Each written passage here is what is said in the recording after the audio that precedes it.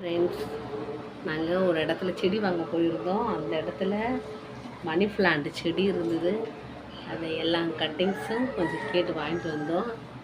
அதை எப்படி வளர்க்கலான்ட்டு 10 நாள் கழித்து பார்க்கலாம்.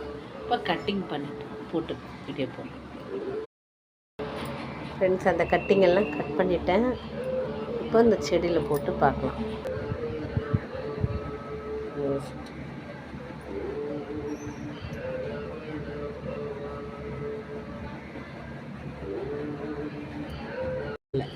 இப்போ எடுத்து கட்டிங் உங்கள்கிட்ட காமிச்ச கட்டிங்கு இதை ரெடி பண்ணி போட்டிருக்கேன். பாருங்கள், எல்லாம் வெறியாக இருந்தது மட்டும்.